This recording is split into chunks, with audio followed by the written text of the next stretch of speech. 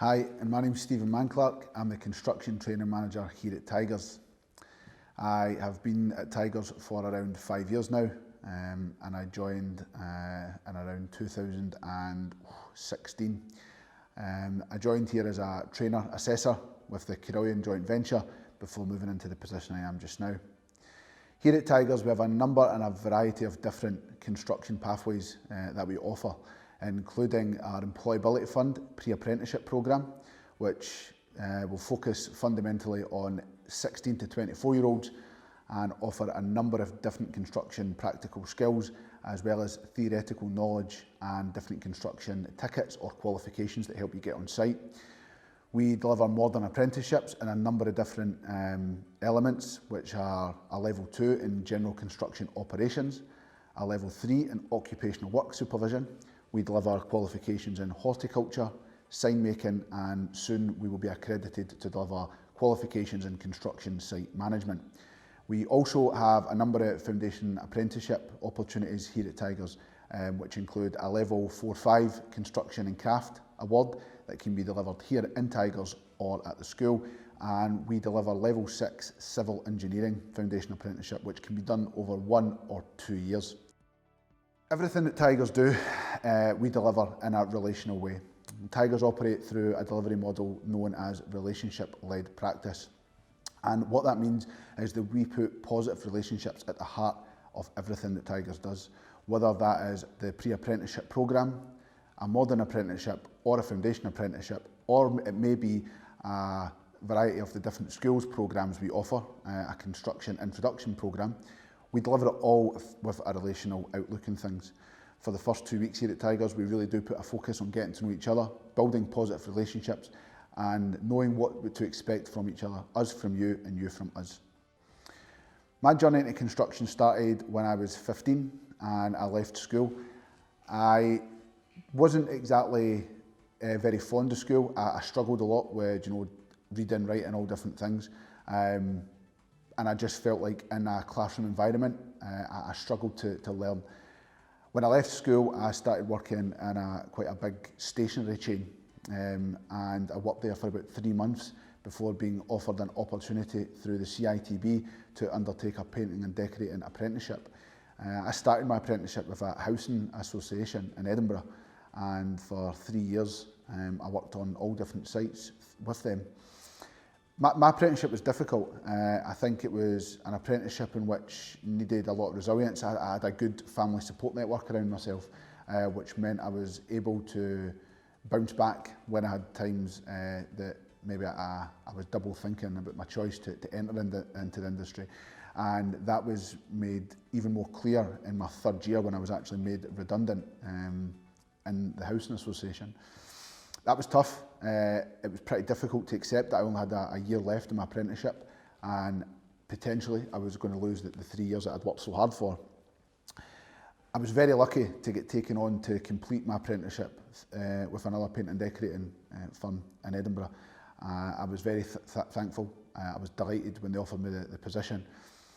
But I think going through that redundancy process and being involved in industry for 4 years, it gave me a totally different outlook to life, and I knew that having that painting and decorating apprenticeship behind me, having that trade behind me, meant that I could go on and really, that there's a cliche that people use, and it's the world is your oyster. And quite honestly, when I finished and completed my painting and decorating apprenticeship, that's honestly how I felt. And in actual fact, when I completed my apprenticeship, I quit. I quit my job and I went away and I worked all over the world. I loved it. It opened my eyes to things that I never thought I would see. I took part in things that I never thought I would do. But having that trade behind me and being involved in construction allowed me to come back and find work pretty soon on returning. When I returned, again, with my experience in the industry, having that trade behind me and knowing people in the industry, I actually took a crack at being self-employed for a number of months. That was going very well. It was going great. I then started subcontracting for people. I started doing my own jobs. I think being self-employed was never something that I'd thought about, but certainly when I started it, I realised how rewarding it could be, and working for yourselves never a bad idea either, especially when you fancy a 10 o'clock start instead of a 9 o'clock start.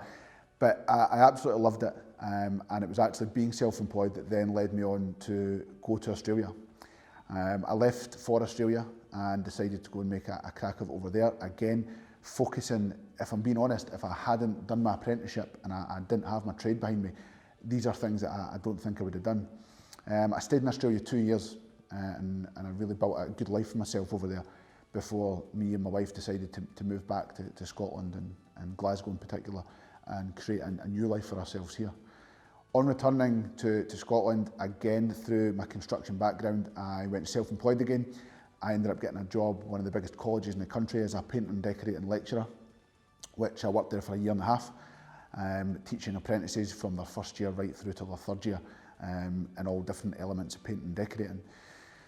During that time, I met a lot of different people within the industry, a lot of different people in the trade, and I had an experience that made me really want to focus on helping young people. I've spoken about it before, about working with a young man who didn't have a lot of confidence, didn't have a lot of self-belief, wasn't really sure where he was going and what was out there for him. And he stuck at it, he was resilient, he worked hard, he was dedicated to the painting and decorating construction programme he was on. And about a year later, when I'd left the college, I bumped into him in Edinburgh, and he was up painting an old Victorian house, and he was painting the windows up there, and he came down and he spoke to me, and he was in such a great place. He had started a painting and decorating apprenticeship, he was starting to build his own little family, and he was in such a great place. And I think that experience for me, I knew that there was a fire that was sort of letting me that day, and I knew that I wanted to go into an environment, if you like, that would help young people. To try and make that more of a reality, I continued to work on site as a supervisor for a paint and decorating contractor, but I went back to night school where I studied for a HNC in construction management.